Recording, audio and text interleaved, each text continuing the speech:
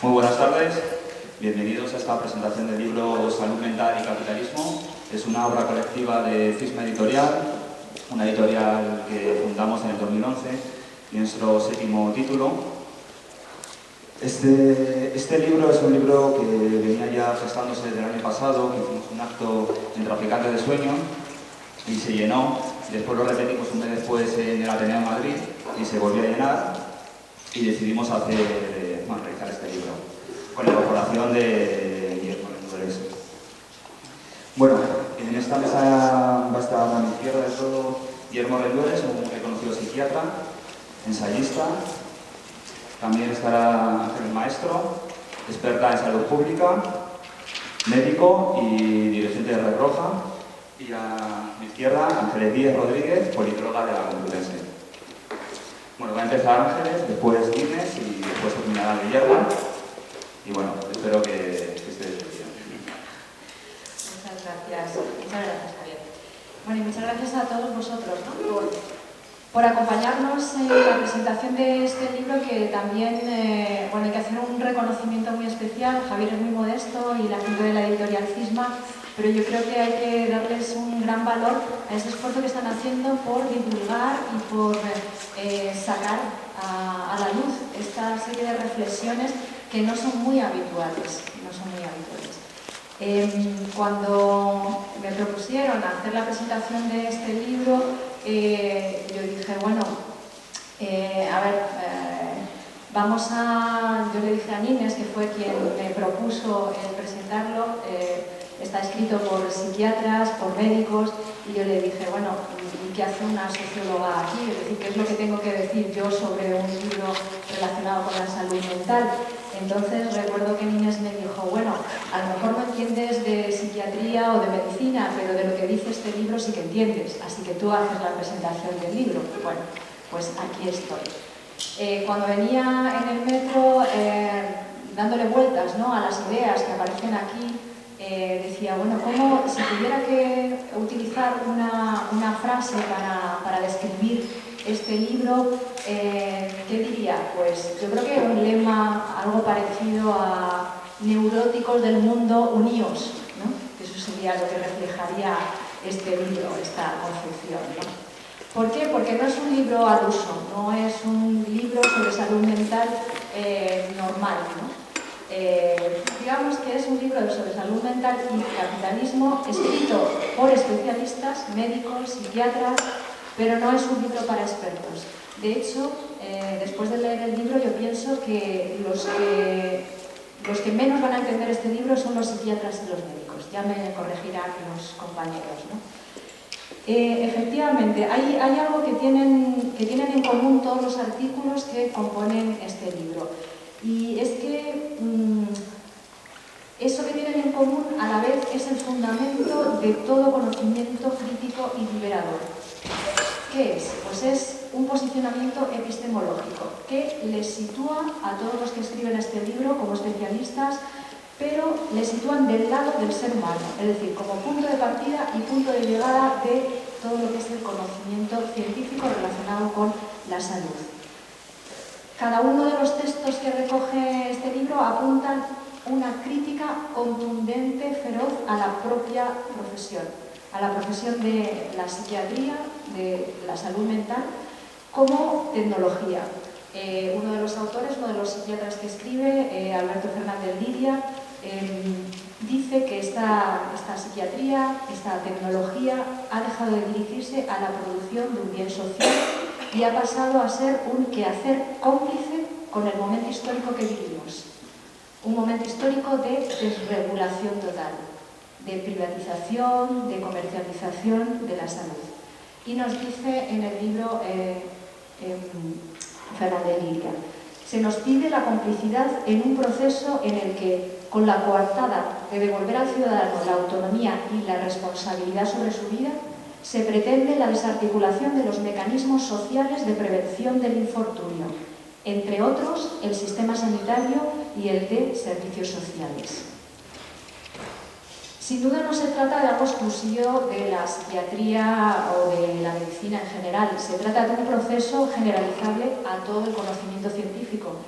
y muy particularmente a las ciencias sociales, cuya función, casi desde la génesis, como ya apuntara Foucault, tuvieron como misión la construcción de la hegemonía ideológica que permite la reproducción del valor, es decir, la reproducción del capitalismo como sistema. Cuando Gramsci señalaba que la ideología dominante es la ideología de la clase dominante, hacía un diagnóstico preciso del papel de las instituciones encargadas de la socialización del sistema jurídico-político, de las industrias culturales. Gramsci no se ocupó en concreto de una institución como digamos, el sistema de salud, ¿no?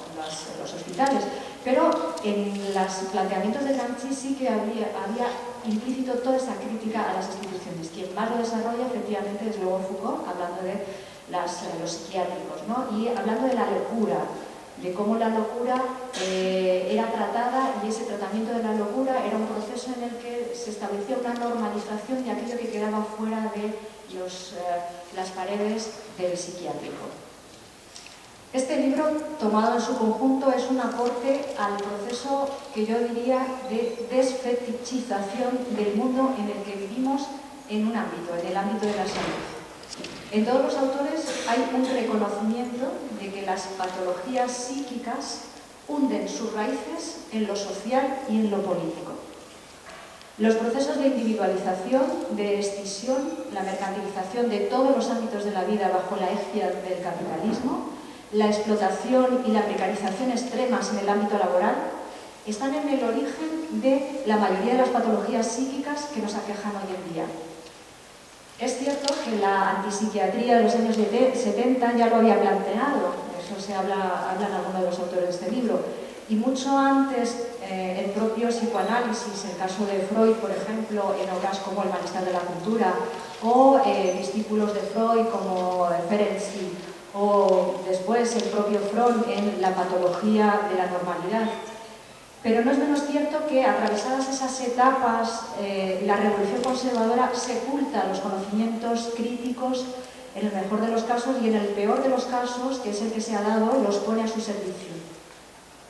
Si alguna virtud, digámoslo así, tiene el momento actual de crisis del capitalismo, es que estos datos terribles de desigualdad, de pobreza, de exclusión, de aumento de la enfermedad mental, son datos muy difíciles de ocultar. El sufrimiento humano que genera este sistema se hace muy evidente. Los intentos de desviar la atención hacia la culpabilización del sujeto que las sufre se multiplican.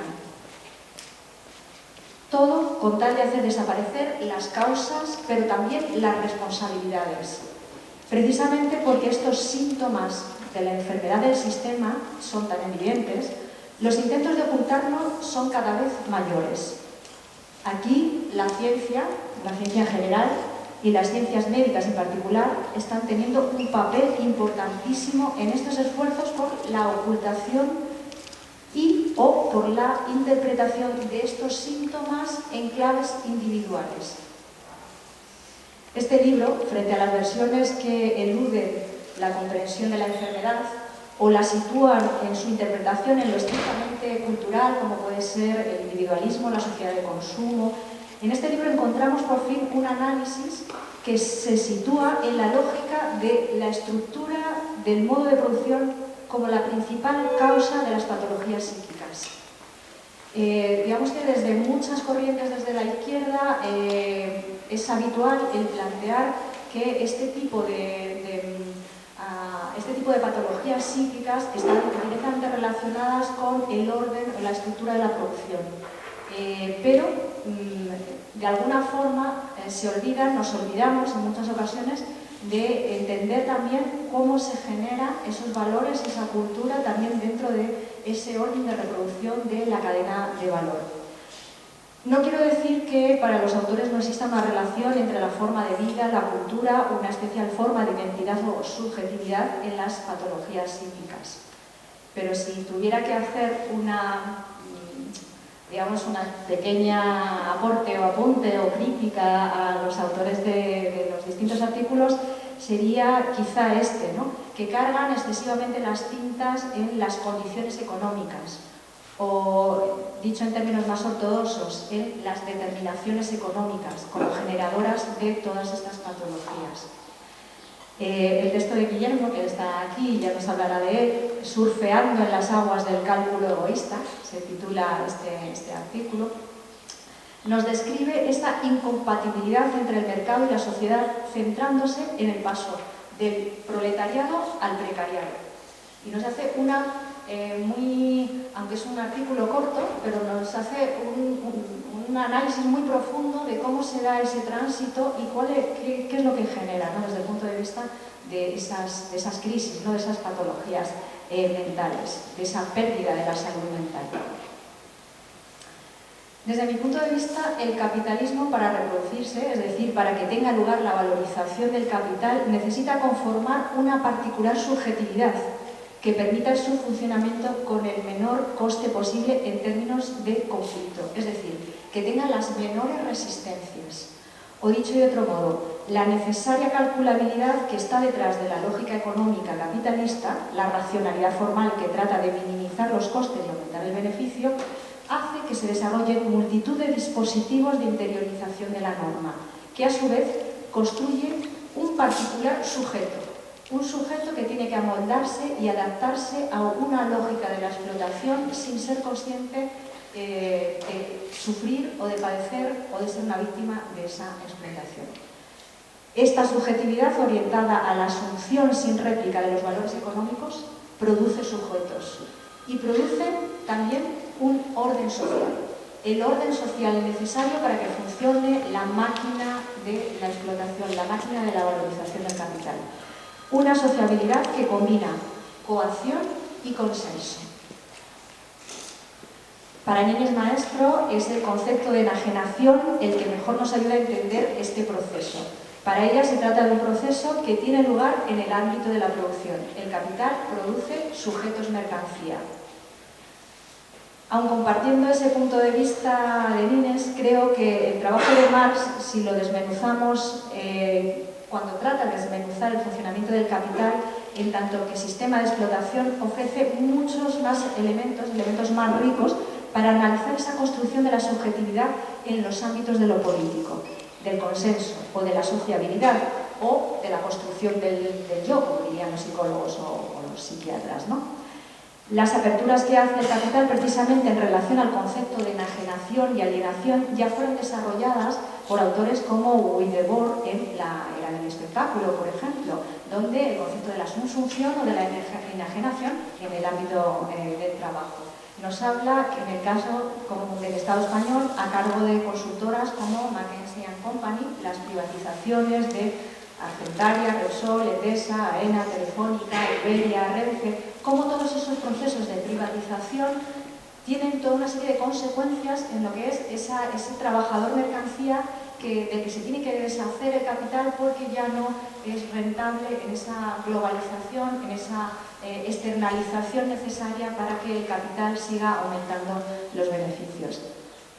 Núñez nos cuenta en su texto cómo las empresas se deshacen físicamente de los trabajadores excedentes. Para poder hacerlo, primero hay que liquidarlos psíquicamente, si no, no se puede uno deshacer de ellos. No son casos aislados, nos dice Núñez, sino un modelo generalizado de gestión empresarial. Es otra de las claves de los artículos de este libro. Nos ayudan a entender que no se trata de casos puntuales, que esa medicalización, esa psiquiatrización de la sociedad, esa normalización de las neurosis, de las patologías psíquicas, responde a una estrategia que es estructural, que es global, que no es puntual, que no es algo que nos esté pasando ahora en concreto. Y si nosotros tomamos esa idea de los distintos artículos de este libro, podemos ir un poco más atrás para ver cómo funcionaba el capitalismo, ese capitalismo no financiarizado, sino ese capitalismo industrial, y si se daban procesos parecidos.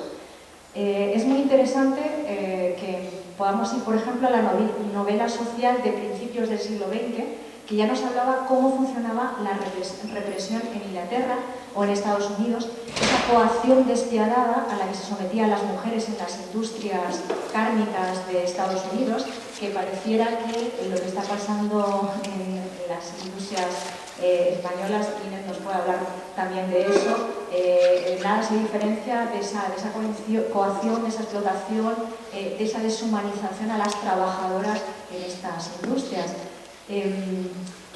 Tenemos, por ejemplo, en La jungla de Upton Sinclair, una novela de 1905, o en Esos obreros de la construcción, en la novela de Robert Dressel, de 1914, Los filántropos en Aragos, donde esos trabajadores mendigan un puesto de trabajo para poder sobrevivir, y cuando tienen ese puesto de trabajo acaban gastándose lo poco que ganan en las tabernas, ¿no? Y algo que nos parece, bueno, ¿cómo es posible que se acabe gastando ese dinero en las tabernas? De alguna forma eran conscientes en esa época de que no había salida dentro de la relación capital-trabajo, que les iban a exprimir hasta el punto de hacerles desaparecer, que ese proceso de cosificación les aniquilaba como seres humanos. Es una salida, una respuesta. Por eso, desde la academia se estudia muy poco cuáles son las consecuencias en términos de salud mental que está teniendo la crisis económica. Yo que trabajo en la Facultad de Ciencias Políticas y Sociología puedo dar fe de que realmente no existen estudios por parte de los sociólogos ni ningún interés en ver qué relación causal y qué responsabilidad tiene el modo de producción y las relaciones sociales que se generan en toda esta generalización de las neurosis, las patologías, la medicalización de la vida.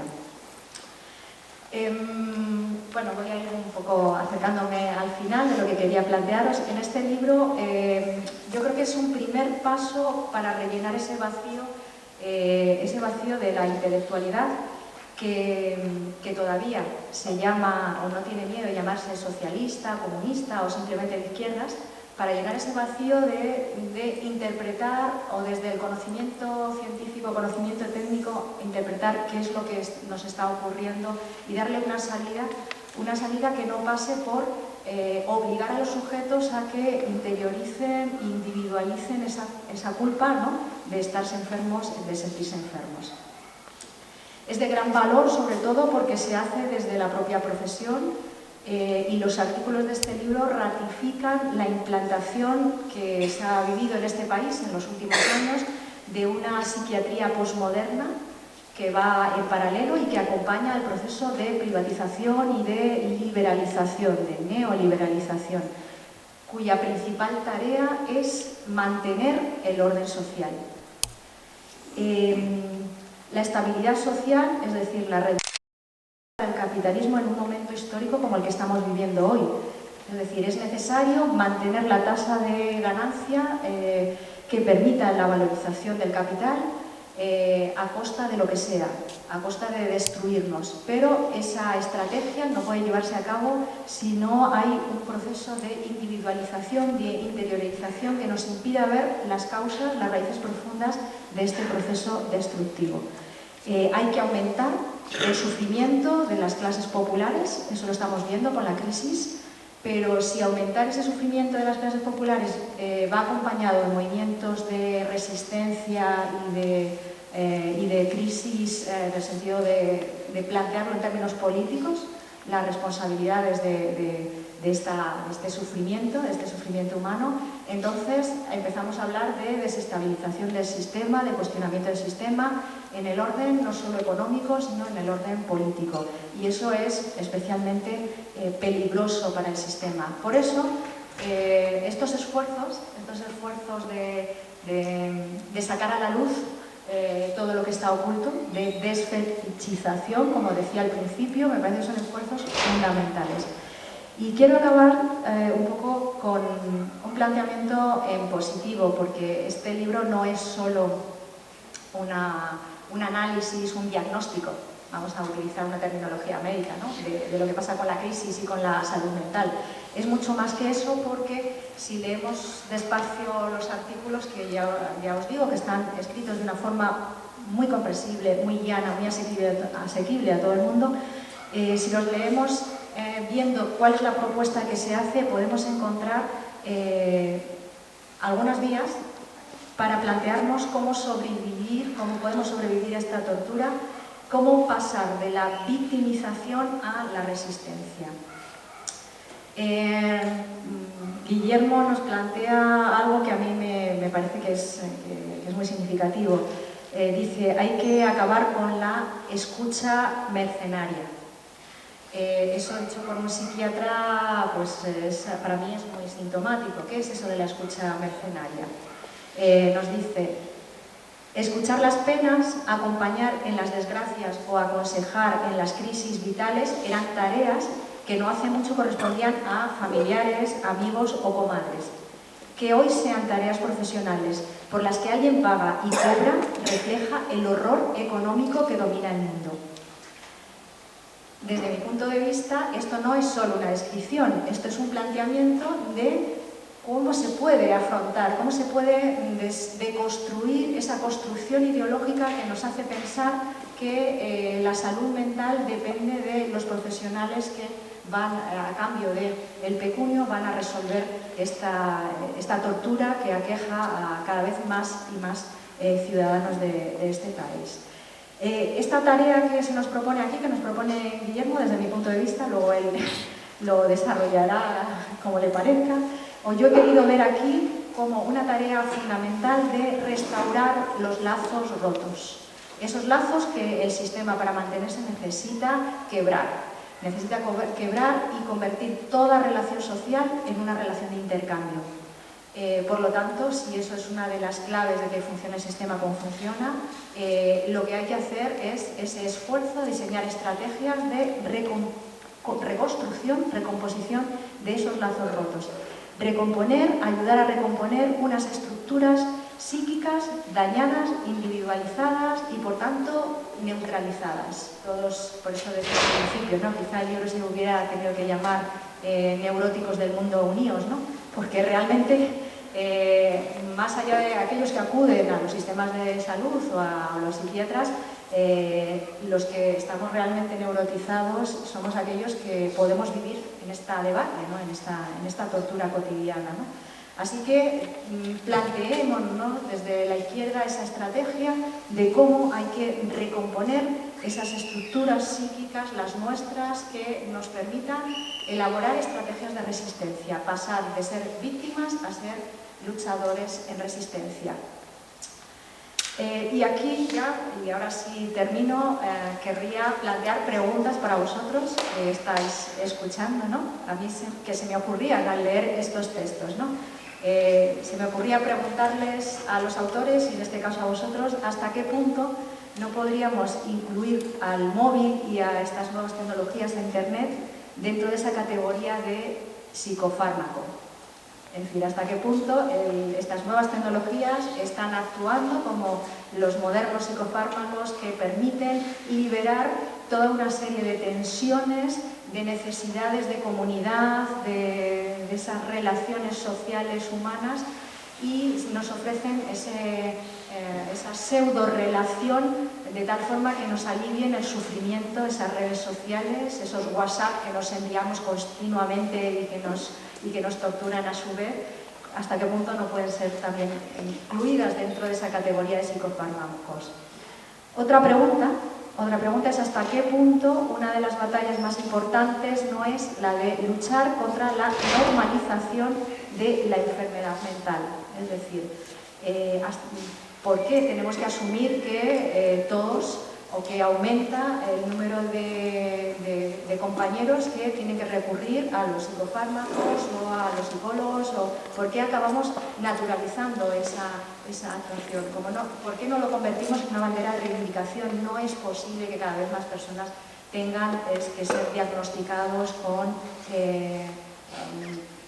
todo ese repertorio, ¿no?, de categorías que utilizan los psiquiatras para clasificarnos, ¿no?, y para que ya, una vez que te dan el diagnóstico de que lo que tienes es una depresión, pues ya estoy tranquilo porque ya sé lo que tengo, una depresión. Bueno, pues hay que luchar contra esa normalización de que ya estamos diagnosticados y ya nos quedamos tranquilos, ¿no?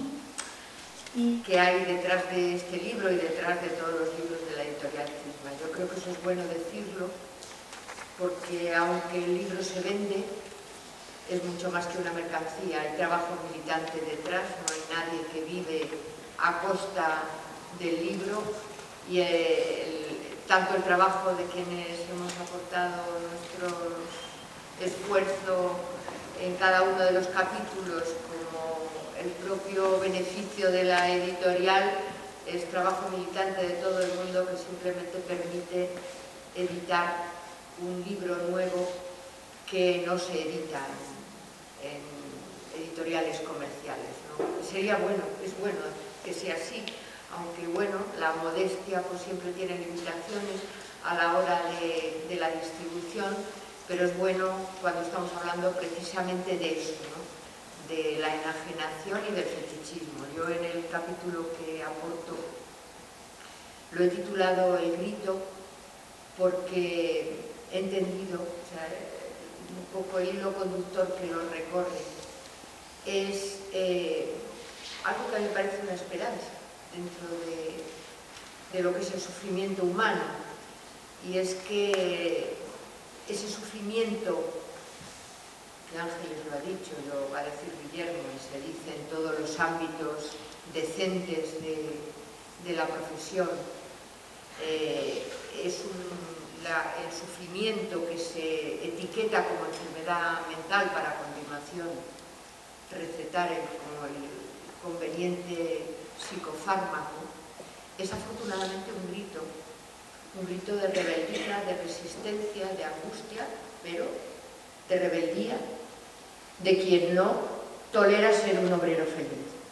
Es decir, es la mente humana que de alguna manera expresa su espanto ante lo que tiene delante, ¿no? Y en ese sentido yo lo entiendo como un elemento de que no somos absolutamente colonizables, ¿no? Por el tipo de sociedad a la que nos vemos abocados a estar. Porque efectivamente esta sociedad, una sociedad de una enorme violencia cotidiana, claro, aquí todo parece, la televisión, los medios, todo parece que transcurre en paz y armonía, cuando es una sociedad profundísimamente violenta, que ejerce violencias de todo tipo. La más elemental es la del paro, la del desahucio, pero hay 1000 violencias cotidianas que son, por ejemplo, la de que a mí siempre, desde que estuve en Cuba y vi en qué medida se acercaba la sociedad cubana a eso de favorecer algo que en teoría es para lo que nos asociamos como seres humanos y vivimos conjuntamente, ¿no? Para permitir el desarrollo en función del nivel de conocimientos científicos y técnicos de una determinada época, permitir que cada ser humano desarrolle sus propias capacidades, las capacidades, cada niño, cada niña que nace, que la sociedad, y más en el siglo XXI, le ponga a su disposición la capacidad de desarrollo de aquello que le ha permitido su propio nacimiento, ¿no? Y esa violencia es, por no decir la habitual, cuántos niños de barrios obreros serían fabulosos músicos o arquitectos o cualquier profesión que les permitiera desarrollar sus capacidades, y son niños que en un 50% están tirados por los parques haciendo lo que pueden. Claro, esa enorme violencia, yo tengo que decir que los clásicos del marxismo, empezando por Marx, me parecen fascinantes, o sea, no se agotan. La riqueza y la fuerza que tienen en la expresión es algo que es muy difícil de encontrar en otros autores, ¿no? Y en un capítulo del Capital, del capítulo 24 del Capital, en el que trata de la acumulación originaria, con esa ironía que usa Marx, habla de cuál es el mito originario de la sociedad capitalista, ¿no?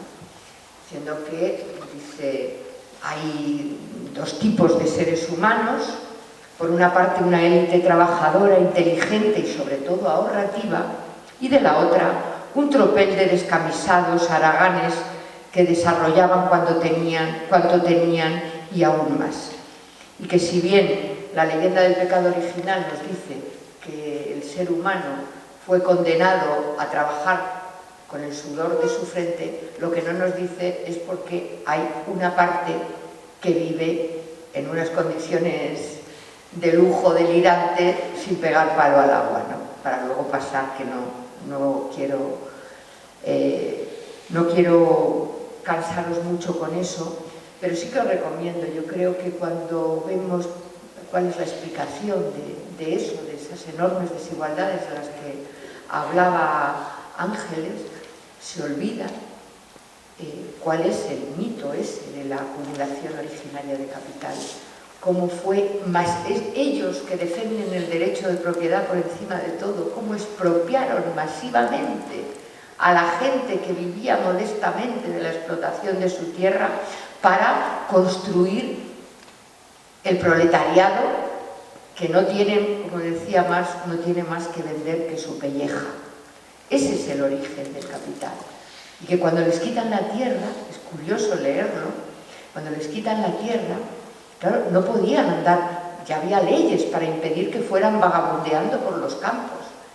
Y si se les encontraba vagabundeando, primero les apaleaban literalmente hasta que saliera sangre de su cuerpo.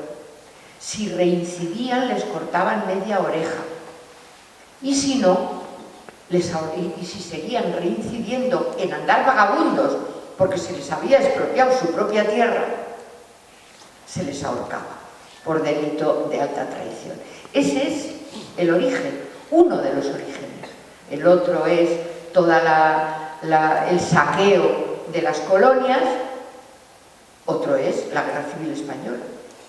Es decir, las grandes fortunas que hay en este momento proceden de entre otras muchas cosas, de una expropiación masiva de capital que fue la Guerra Civil Española, ¿no?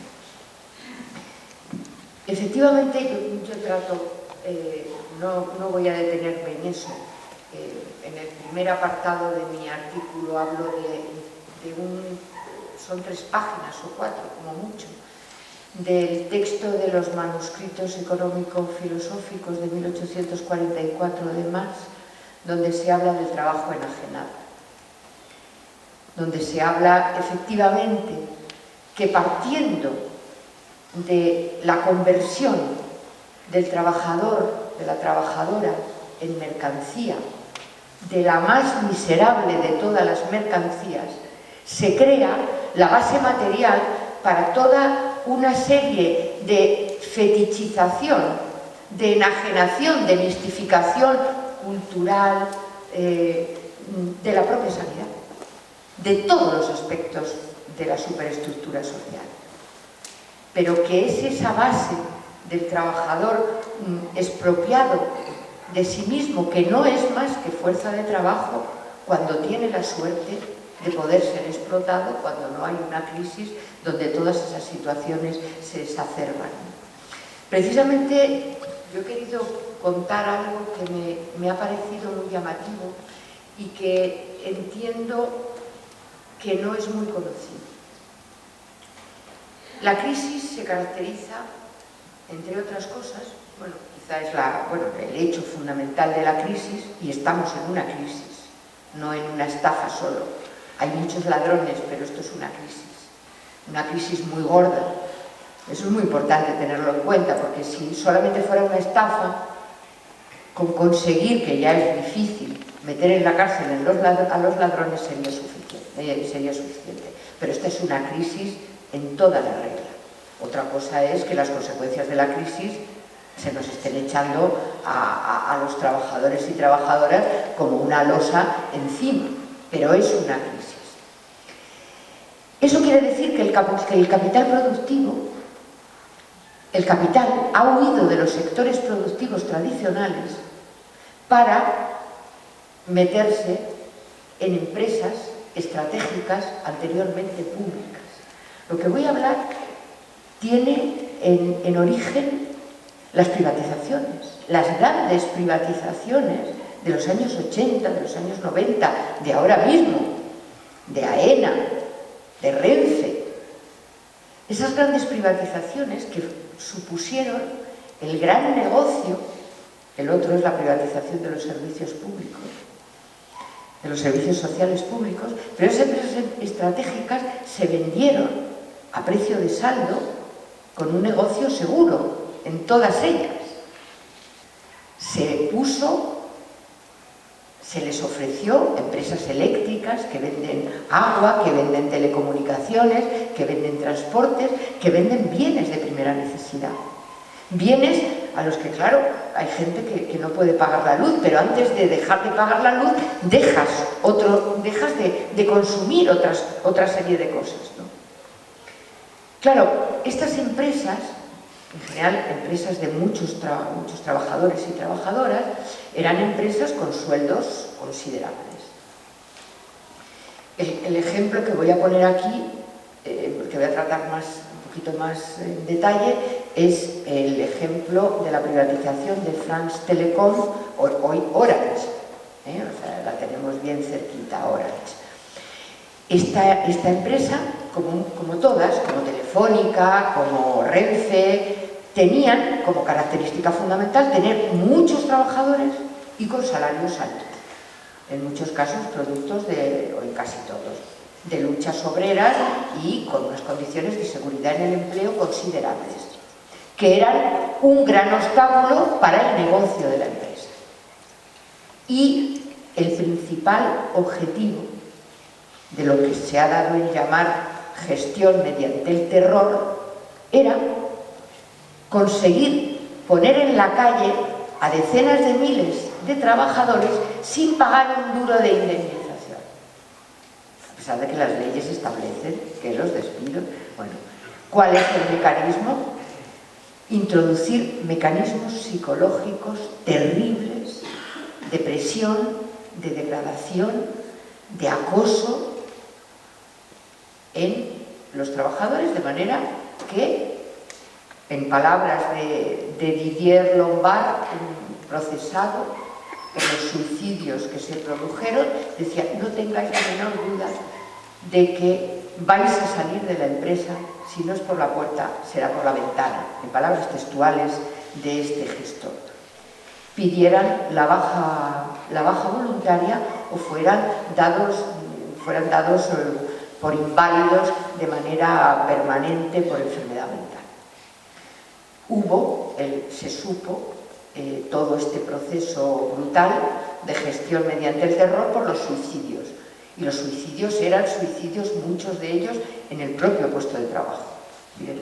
En la gran sede de France Telecom, tirándose por la ventana, algunos prendiéndose fuego, alguno llegó hasta clavarse unas tijeras abriendo la puerta de la reunión del Consejo de Administración, es decir, formas muy si se puede decir que hay unas más desesperadas que otras en el suicidio, ¿no? Claro, esta manera de gestión no es que los de France Telecom fueran peores que los de Telefónica o AENA u otros, ¿eh? Hay una empresa especializada, como ha dicho Ángeles, una empresa de capital sionista, McKinsey & Company, que es la gran empresa a la que se consulta el plan para poner en la calle la mayor cantidad de trabajadores al precio más barato posible. Y es la que ha estado en todas las privatizaciones de grandes empresas aquí, pero no solamente aquí, la de los ferrocarriles en Gran Bretaña, la de Pemex en México, etc.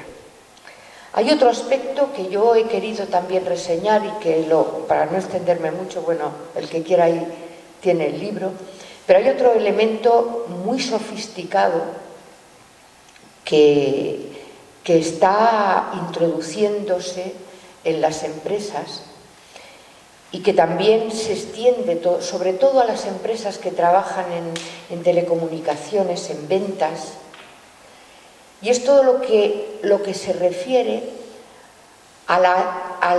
como esquema de gestión empresarial, la asunción por la propia persona que trabaja de los objetivos de la empresa como objetivos propios de calidad.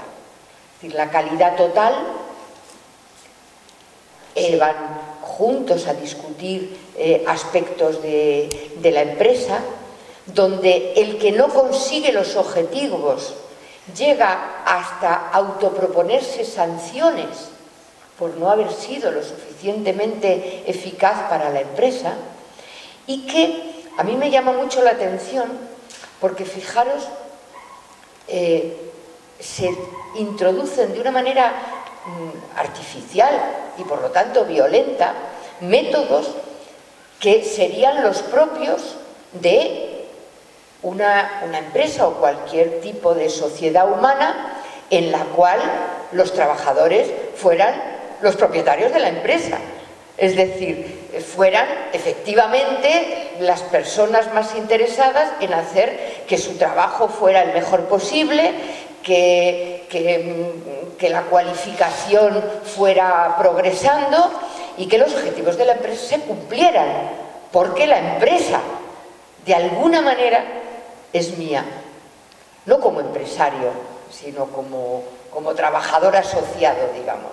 Y es precisamente esa alienación máxima la que está produciendo elementos importantísimos que están haciendo, y con eso quiero ir terminando porque creo que hay algo que tocan varios compañeros en el libro, y es un tema que Ángeles ha tocado de refilón y en el que yo trato algo al final del capítulo, pero no quiero dejar de tratar en esta presentación porque otros compañeros lo tratan, ¿no?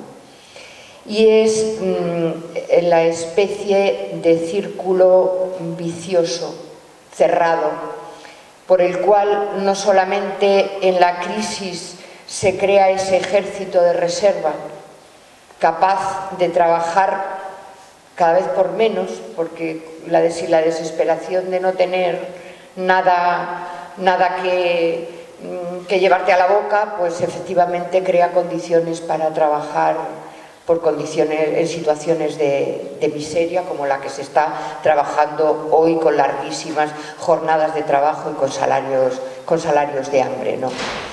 Pero el círculo se cierra porque yo creo que nosotros mismos nos valoramos nuestra propia fuerza, ¿no?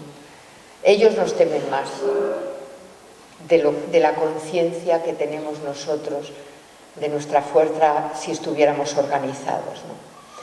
Y el círculo se cierra porque efectivamente hay una concatenación de situaciones por los cuales el enorme malestar social que crea la situación de crisis, la degradación de las condiciones laborales, de las pensiones, de los servicios públicos, todo lo que estamos viviendo en estos últimos años, y que ha hecho que millones de personas salieran a la calle y que la conciencia social saltara los límites de las vanguardias de siempre para, como hemos visto, para instalarse en las plazas o en manifestaciones masivas como las marchas de la dignidad. Ellos son conscientes de lo que están haciendo. Ellos son conscientes de que están perpetrando un crimen cotidiano contra millones de personas. Que sean conscientes no quiere decir que estén preocupados por las consideraciones éticas del asunto. Por lo que están preocupados es por si eso pudiera poner en peligro su situación. Y claro, yo también le lanzo la pregunta a Guillermo, si es casualidad o no. Yo no creo en las casualidades cuando tienen un nivel de eficacia como el que quiero tratar. Ha habido como decía, una concatenación de acontecimientos por los cuales en psiquiatría, la Sociedad de Psiquiatría Americana y otras instituciones han puesto en marcha una cosa que se llama DSM, el Diagnóstico en Salud Mental, que es una especie de manual donde te dice tal síntoma tiene esta etiqueta de diagnóstico de enfermedad mental. Y eso, a continuación, lleva como consecuencia un tratamiento con un fármaco determinado.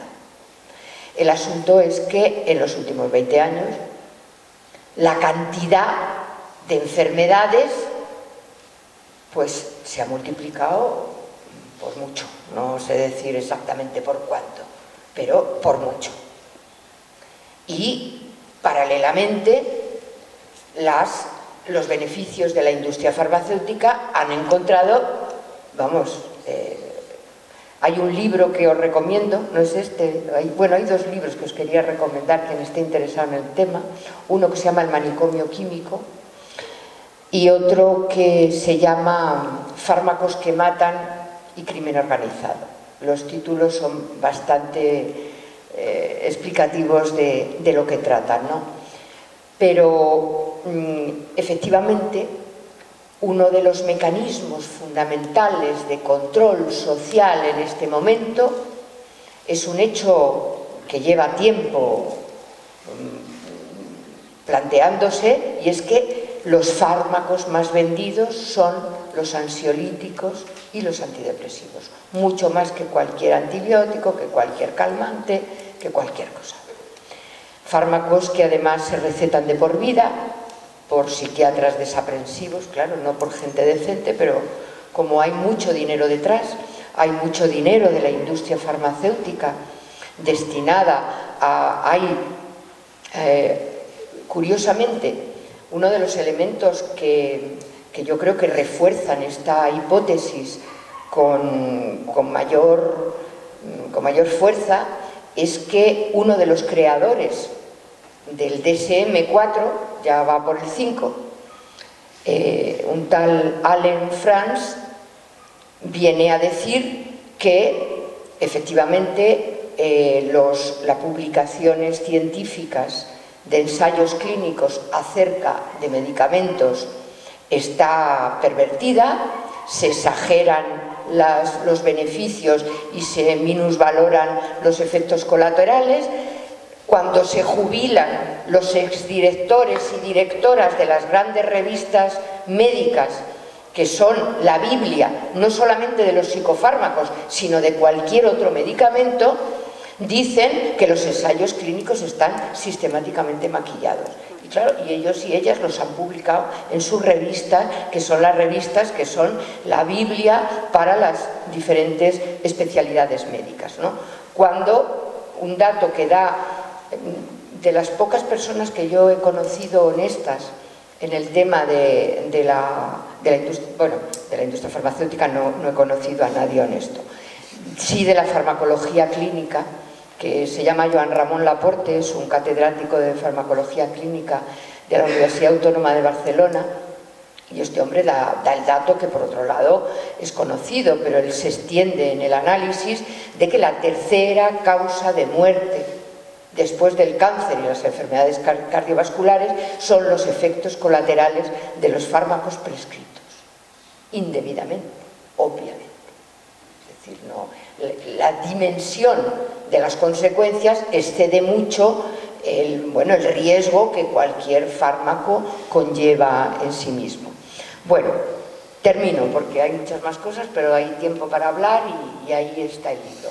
Yo quiero terminar con que efectivamente esa psiquiatrización de la normalidad, esa medicalización masiva del sufrimiento humano, que efectivamente tiene esas dos consecuencias: enriquecer a unos hasta situaciones casi imposibles de imaginar y de tener a la población anestesiada, porque el que está, si alguien ha tenido la experiencia del consumo, se sabe que no está en las mejores condiciones para llevar a cabo actividades de resistencia y de lucha, quien está medicado con psicofármacos, y que la definición de normalidad es una definición de poder y la dan las clases dominantes, y quien dice quién es normal y quién no es normal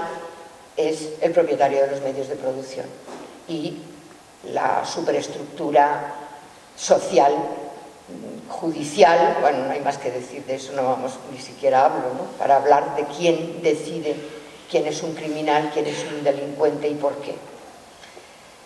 A mí me llama mucho la atención cuando estuve preparando el artículo, hay un colectivo que se llamaba en los años 70 en Alemania, del que nos vienen tantas cosas malas, pero también han venido muy buenas de Alemania, se llamaba Colectivo Socialista de Pacientes, que habló de lo que, como yo termino el capítulo, ¿no?, de hablar del síntoma de la enfermedad como una especie de síntesis violenta entre el sufrimiento, la angustia y la impotencia. La impotencia. Y cómo ellos y ellas lo que trataban de identificar es la raíz social del sufrimiento humano y de la enfermedad mental, la estupidez de tratar individualmente lo que tiene raíces profundamente sociales y de utilizar ese dolor, ese sufrimiento, esa situación de enfermedad mental o de trastorno como arma política. Y yo creo que es lo único sensato. Hay que luchar por las cosas concretas, hay que luchar, por supuesto, por sacar la mercantilización de la sanidad. Es un trabajo, creo que imposible, porque en esta sociedad lo que se vende es lo que vale. La privatización de la sanidad en curso lo demuestra, pero a mí no se me va de la cabeza otra frase de Marx muy importante a la hora de plantear cómo hacemos la lucha. Y es que tenemos que luchar por lo concreto, aunque lo concreto se nos vaya de las manos apenas lo hemos logrado. Las pequeñas victorias no son victorias que... La lucha de clases, la experiencia de lucha de los trabajadores no segrega de forma necesaria la conciencia de la necesidad de acabar con la sociedad que nos convierte a todos en mercancías, con todo lo que eso supone, no simplemente que nos exploten. Es necesaria la teoría no sé, creo yo que sin despreciar la academia, la teoría, como decía Walter Benjamin, si el sujeto del conocimiento es la clase obrera cuando combate, la teoría hay que buscarla en esa especie de condensación de experiencia histórica de luchas anteriores, de toda esa riquísima experiencia que se ha ido acumulando por tantas y tantos pueblos que han ido intentando asaltar los cielos y que yo no creo que estén derrotados porque precisamente nos han transmitido esa capacidad de conocer. Pero que eso no es suficiente todavía, no es suficiente solamente, sino que es preciso la organización, es preciso hacer presente aquí y ahora esa teoría en las condiciones que de hoy, y es imprescindible la organización, que eso es lo que busca el capital, amputarnos, hacernos individuos solos, tristes y aislados, cuando esa transformación del sufrimiento en arma política seguramente nos acercará al objetivo de hacer una sociedad a la medida de los seres humanos, pero inmediatamente tiene beneficios para todos, y es encontrar que efectivamente entre todas y todos somos capaces de construir en ese mismo camino unos valores que anticipan la sociedad que queremos crear, la solidaridad, la cooperación, etc. Nada más, muchas gracias.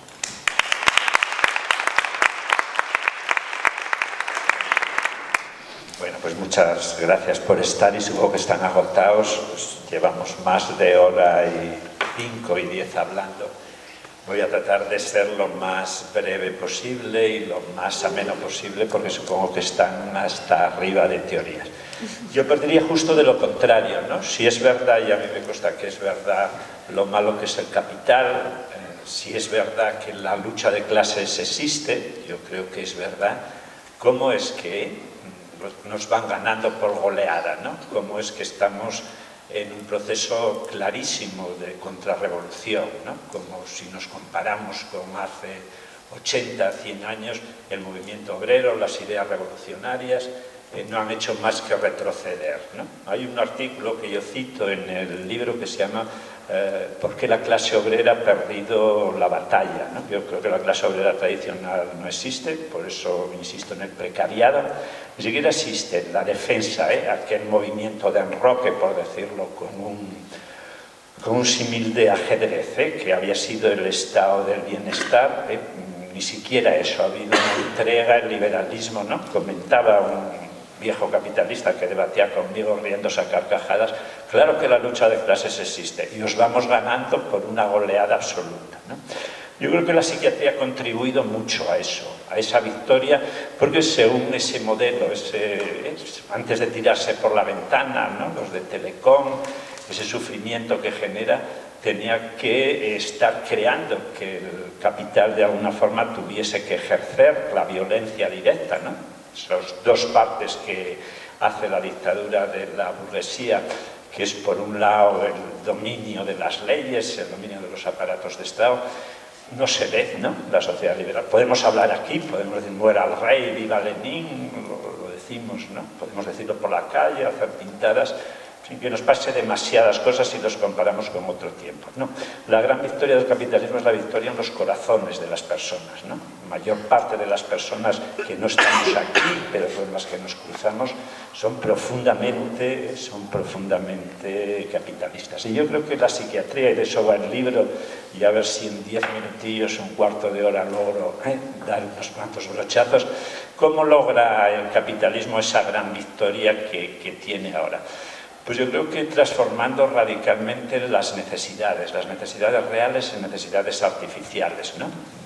Ahí es un poco donde nos las jugamos, ¿no? ¿Qué necesito yo? Necesito muchos coches, necesito ir de veraneo, necesito pastillas cuando tengo ansiedad, cuando no duermo, o necesito redes solidarias, necesito amigos, necesito que si la desgracia me alcanza tener, ¿no? Redes solidarias y no escucha mercenaria, como decía yo. Pues es un poco lo que hace físicamente la psiquiatría, la salud mental que decimos, ¿no? Transforma las necesidades reales de las personas en necesidades artificiales. Cuando una persona cruza, yo trabajé en un centro de salud mental que enfrente había una oficina del paro. Cuando un parado atravesaba la calle para ir del centro de registrarse como parado a la red de salud mental, todo su universo se transformaba. Ya era un problema íntimo, no había un nosotros. En mi despacho hablaba de yo no tengo dinero, yo no tengo tal. Y el discurso psiquiátrico era radicalmente transformador. Tú ocúpate de lo tuyo, ¿no? Tú tienes que ganar capital económico, capital emocional, tienes que triunfar sobre los demás. Si ocurría esto que contaba Ángeles, si mi jefe me persigue, desde luego es porque tu jefe es un perseguidor y un cabrón, o es un sionista, como decías tú, no es que te explote, es decir, antes sabían todos, hay un libro muy bonito que se llama Aprendiendo a trabajar, todos los críos de las barriadas obreras de Londres sabían que no iban a estudiar y el aprendizaje en la escuela se llama así Aprendiendo a trabajar porque era aprender un poco a defenderse del maestro, a crear redes solidarias para que luego en el taller cuando llegase el ingeniero si espiaba demasiado que se le cayesen muchos martillos por allí, aprender a racanear en el trabajo, ¿no? En la escuela, perdón, para luego racanear en el trabajo. Estaban los colegas, ¿no? Y que eran los que iban a ser trabajadores y los otros, ¿no? Y se sabía, a la fábrica se va a sufrir, como al ejército se iba a morir, a la fábrica se iba a sufrir, y la única forma de atenuar ese sufrimiento enorme era de alguna forma con esas redes de resistencia. Todo eso desapareció, es decir, Las fábricas hoy son esos aparatos donde en parte por la psiquiatría se ha transformado esa palabra mágica explotación en esa otra persecución. Si me persigue no es porque mi jefe no haya jefes buenos, jefes no son ni buenos ni malos, tienen que explotar, porque esa es la ley del capitalismo.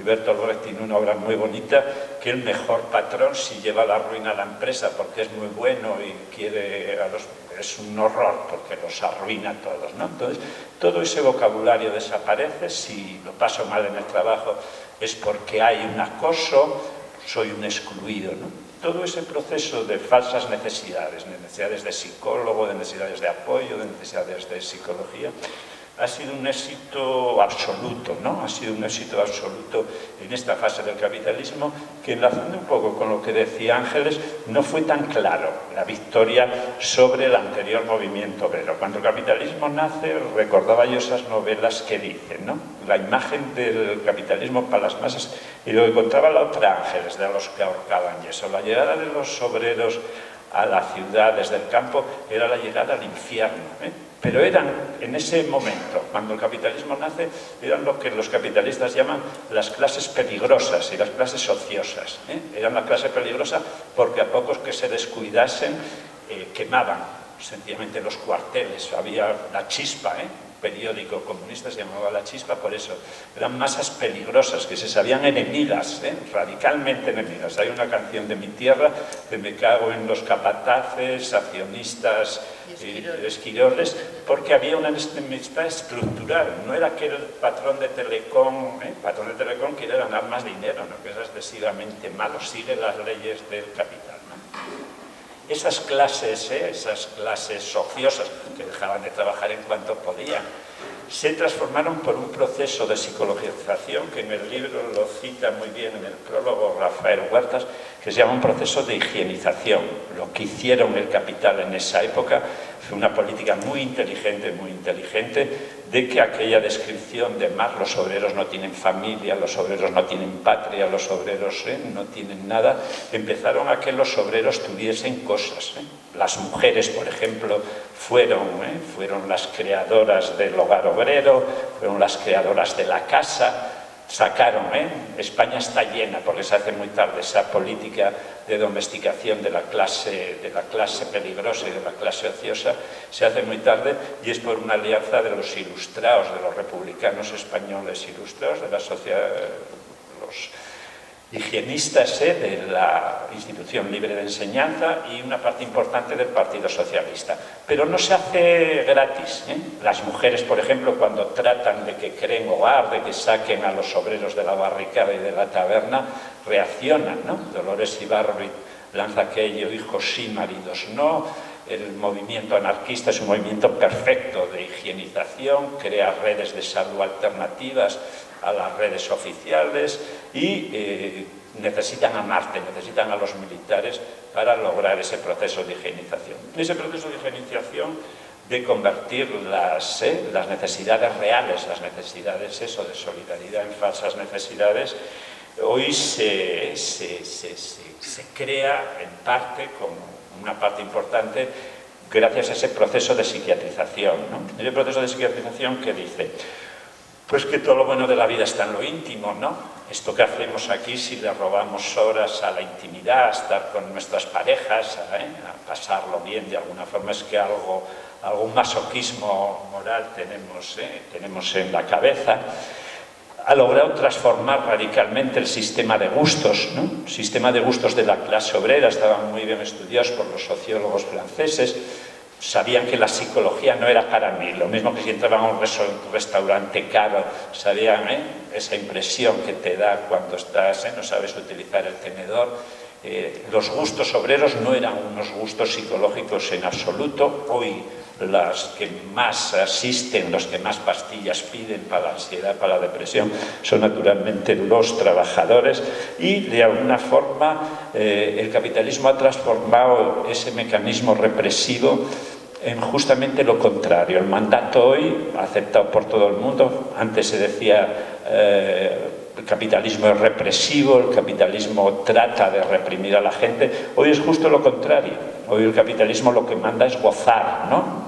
super yo dice, gozad, gozad, malditos, ¿no? Y quien no goce bastante en esta sociedad de bienestar, parece que todo está dado para que gocemos, es que tiene una enfermedad que se llama anedonia, y una de las investigaciones millonarias que hoy hacen los laboratorios para darnos pastillas que seamos felices de alguna forma, ¿no? Y pueden lograrlo, ¿no? El Prozac fue el primer intento en eso y de alguna forma se pueden lograr, ¿no?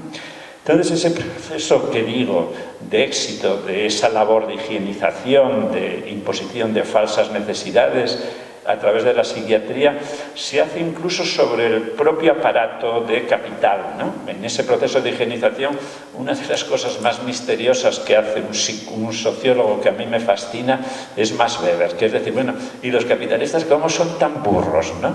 ¿Cómo es posible? ¿Cómo vivía un capitalista antes de ese gran desarrollo del capitalismo? Pues vivía como Dios. Los veranos en Londres, las primaveras en Eton, iba a ocasión a coger lo que sacaba de la tienda frente a un ejecutivo del señor que lleva una vida de perros, ¿no? El avión hoy, aunque tenga drogas, putas y lo que quiera, es una vida de perros. Y Max Weber da una solución realmente fascinante. Dice, bueno, la única forma de explicar un sistema tan absurdo para los propios capitalistas es que estén creyendo que ganan el cielo, ¿no? La tesis de Weber sobre el espíritu del capitalismo es que de alguna forma esa vida infernal que también llevan los de arriba es una especie de mortificación que antes se hacían en los conventos, ¿no? Pero de alguna forma, ya digo, me parece que la victoria fundamental de alguna forma del capitalismo en los corazones de las personas ha ido por esa vía, imponer falsas necesidades y también reducir, ¿no? La psicología, con muy poquito aparato teórico, tiene una capacidad enorme de seducir. Por ejemplo, la islamofobia, ¿no? Dicen, Marie Le Pen va a ganar, va a sacar un 30% de votos. Las barriadas obreras, las barriadas fundamentalmente, yo vivía en Aubervilliers, era una barriada absolutamente comunista, el Humanité se vendía absolutamente en todo. Va a ganar porque tienen islamofobia los de Aubervilliers, ¿no? Una fobia como la que yo puedo tener a subirme a las alturas, ¿no? Pero respecto a voto, a casarse, a tener relaciones prematrimoniales. Y los argelinos y tunecinos de 3 generaciones siguen sin tener ninguna relación en el barrio, ¿no? Entonces, islamofobia, impide de alguna forma ese tipo de relato, esa profundización en un relato teórico. Cuando dicen Donald Trump tiene una personalidad narcisista y ese es el problema, pues elude todo el nacimiento del fascismo, ¿no? El fascismo norteamericano nace como el fascismo en Europa, ¿no? El mercado destruye toda la sociedad, la familia no queda nada y la familia era una estructura importante. El trabajo, allí sí que despiden. En Estados Unidos hay pueblos fantasmas, Cuando cierran las minas o cuando cierran las películas en Technicolor, la ciudad desaparece, no hay seguro de paro. Los americanos son muy aficionados a coger sus cosas, meterlas en el coche y buscar tarea por otro lado, ¿no? Eso es lo que ha pasado con los gobiernos neoliberales. Trump promete lo que prometía aquí Franco, ¿no? Frente al mercado que destruye la familia, que destruyen las redes sociales, vamos a volver de alguna forma, ¿no? A reconstruir, lo dice de mentira, ¿no? Pero de alguna forma, ya digo, lo psicológico, esas palabras, ¿no? Trump es narcisista, los franceses parecen islamofobia, de alguna forma nos rompe el cerebro, ¿no? Y, por decirlo así, con una fórmula sencilla de Freud, lo que nos convierte el capitalismo de las falsas necesidades es una especie de gerentes de nosotros mismos, ¿no? Es decir, cualquier cosa que nos pasa es cosa nuestra, no es de nosotros. Freud plantea, a ver, ¿en qué se diferencia los que cuando se les muere alguien o los echan del trabajo o tienen una desgracia se deprimen de los que hacen un duelo y no se deprimen? Y dice, bueno, pues es muy sencillo, es como los grandes, como los economistas. Tú tienes una inversión afectiva en tu mujer, se te muere tu mujer, el trabajo de duelo, el trabajo de sanarte es quitar la inversión de esa persona, la inversión afectiva, el cariño que la tenías, depositarla en ti y buscar un nuevo objeto en el que depositarlo, ¿no? Como veis, se parece muy bien al manual del buen inversor. La salud mental, de alguna forma, es una salud capitalista, ¿no? ¿Quién es el depresivo? El depresivo es el que no es capaz, ¿no?, de sacar el afecto de esa persona, que queda continuamente lamentándose, ¡ay, que he perdido mi trabajo! ¡Ay, que se me ha muerto! Ese trabajo de duelo imposible es lo que define, ¿no?, la estructura, lo de los neuróticos de todos los países unidos que decíamos al principio, ¿no? De alguna forma, Freud es el gran genio, ¿eh? No querría yo trivializar para nada su tarea, pero de alguna forma parece que coincide, ¿no? La economía psíquica, la economía interior, parece que de alguna forma coincide. Bueno, vamos fatal de tiempo, no sé cómo acortarlo. Por otro lado, también quería señalar la habilidad del capitalismo, de alguna forma, para lograr esa derrota en base a los estudios del trabajo concreto y los gravísimos errores que ha tenido el movimiento comunista, ¿no? El movimiento comunista, desde sus inicios, Lenin y muchísimo más Stalin, no creían para nada en la enfermedad mental.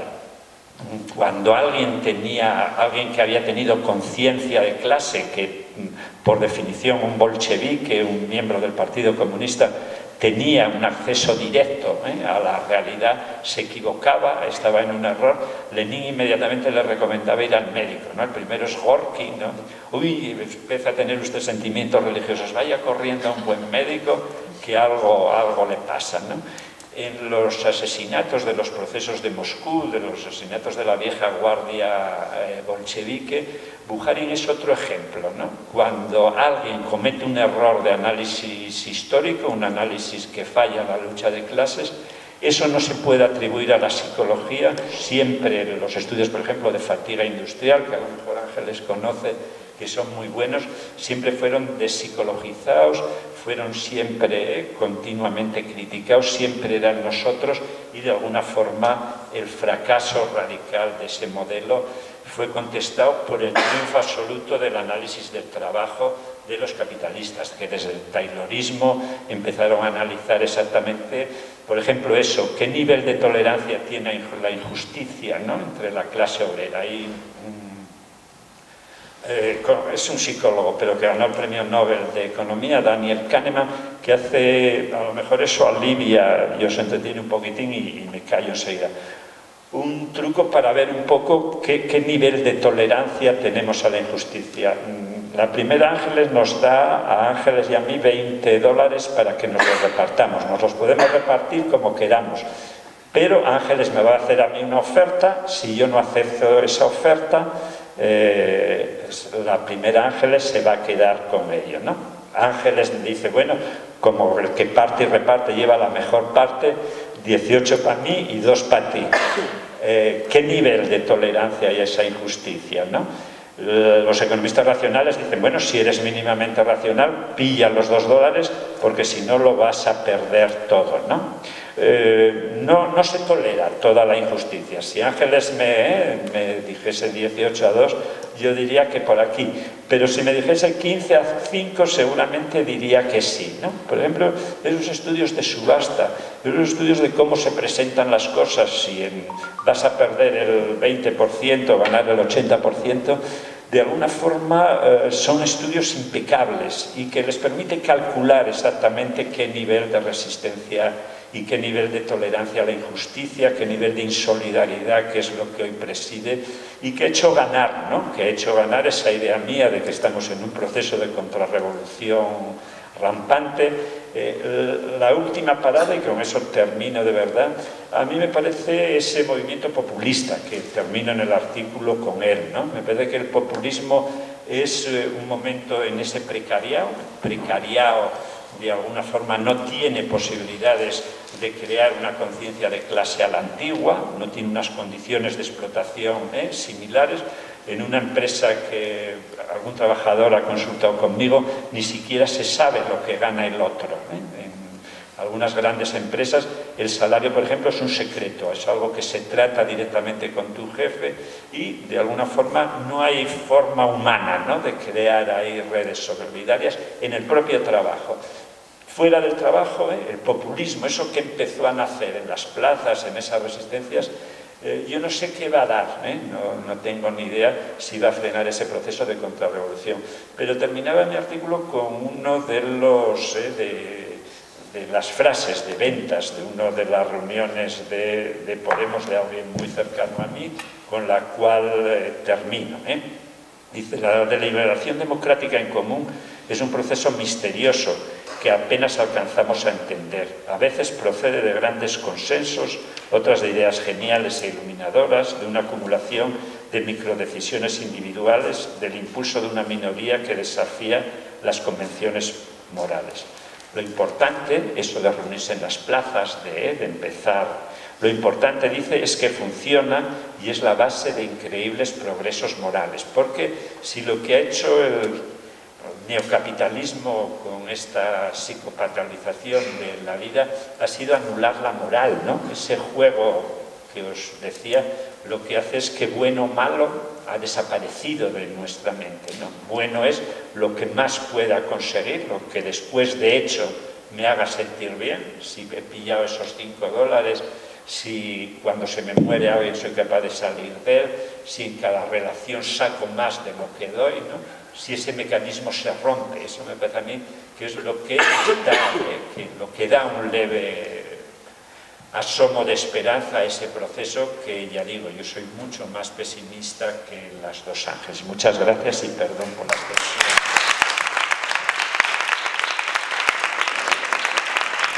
Yo no soy pesimista. Sé que las cosas son muy difíciles, que venimos de una derrota enorme, que las revoluciones derrotadas, yo decía que habían sido factores de experiencia, pero las clases dominantes se encargan de... Siempre ha sido, de alguna manera siempre ha sido muy parecido. El capitalismo siempre ha intentado decir que es normal, que es eterno, que es natural. El capitalismo es natural. Y por lo tanto cualquier intento de cambiarlo pues está condenado al fracaso. Que eso sea así, a mí me parece que es una constatación de la realidad. Es decir, si no fuera así, haríamos la revolución mañana. Es decir, si no nos estuvieran ganando, sería porque habíamos ganado nosotros. Claro, valga la verdad de perogrullo. Yo recuerdo la frase de Ford, el de la industria automovilística, que decía que bien que la gente no sabe ni cómo funciona la economía ni cómo funciona la banca, porque si no habría una revolución antes de mañana. Ellos lo saben. Claro, lo que pasa es que la organización de la que yo hablo no es los batallones que van a la victoria final, es la organización para ir fortaleciendo y creando esa ideología alternativa que no tiene siglas por medio, pero es la de la conciencia de clase frente al poder.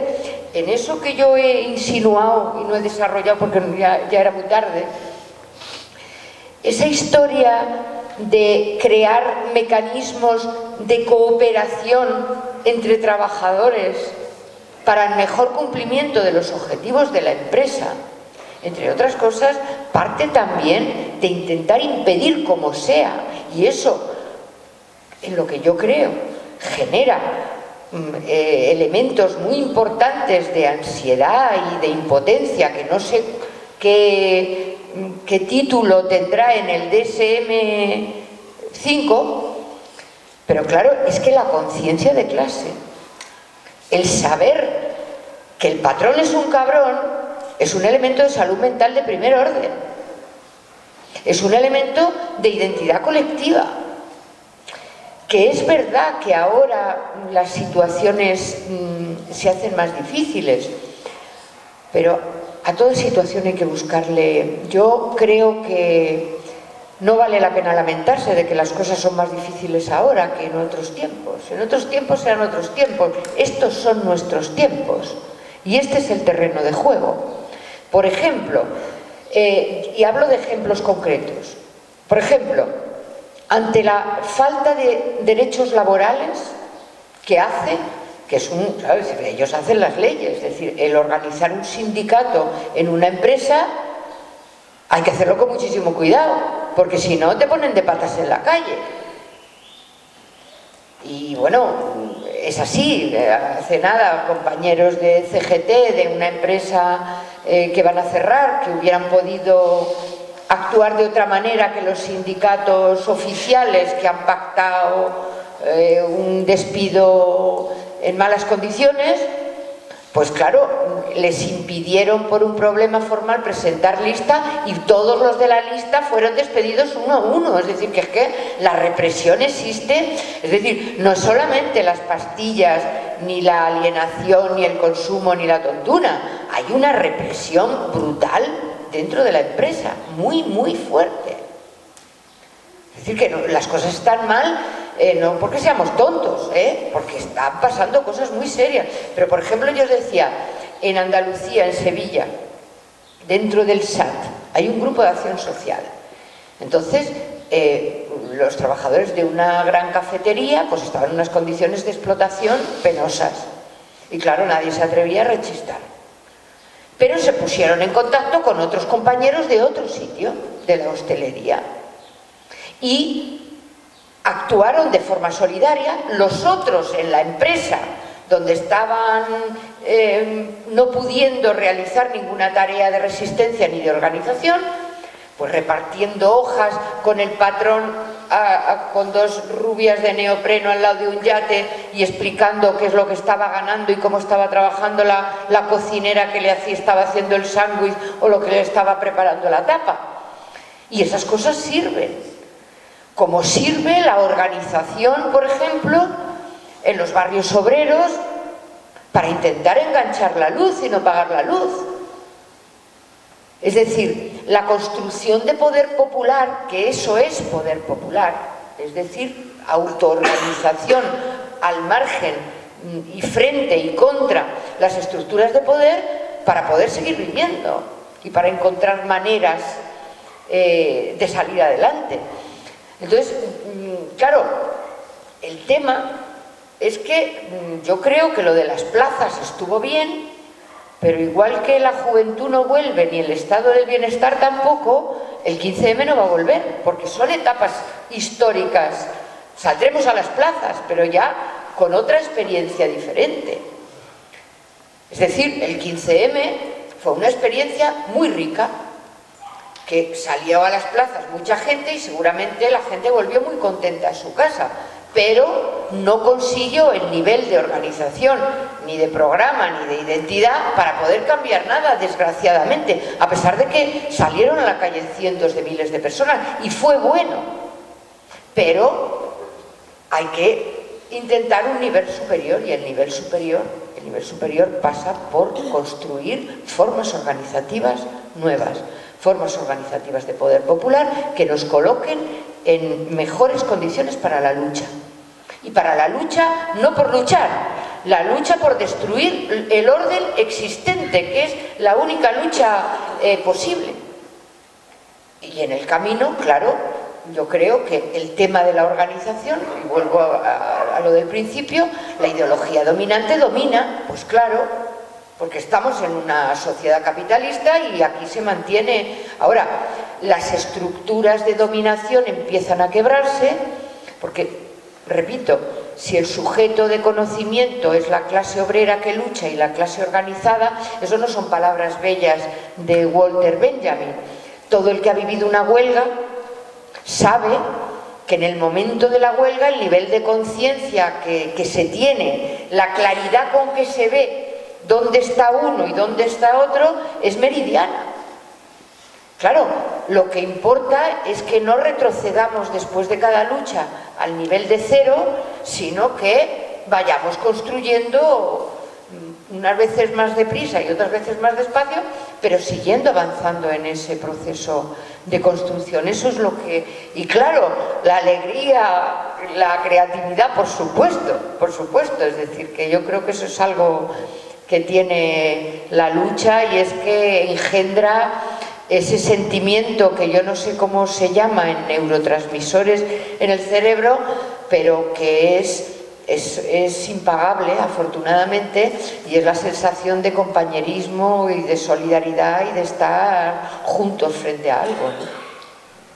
Yo, como socióloga, y trabajando en la universidad y con toda una generación de jóvenes que cada año son más jóvenes, no puedo tener esa visión de que el mundo empieza y acaba con uno o con las derrotas que uno ha sufrido. No puedo permitirme, creo que eso es un lujo, ¿no? Ponerse en esa situación de decir, bueno, pues hemos sido derrotados, bueno, se ha perdido una batalla, en eso puedo estar de acuerdo, pero hay muchas batallas todavía por dar. Hay que tener en cuenta que lo posible es una construcción social. Lo que hay que hacer, la lucha, la batalla que hay que dar, es hacer probable lo posible, lo necesario. O sea, lo que es necesario hay que hacer que sea probable. Y esa es la tarea que tenemos las generaciones que tenemos todavía que dar esa batalla y que pasar el testigo a las generaciones jóvenes.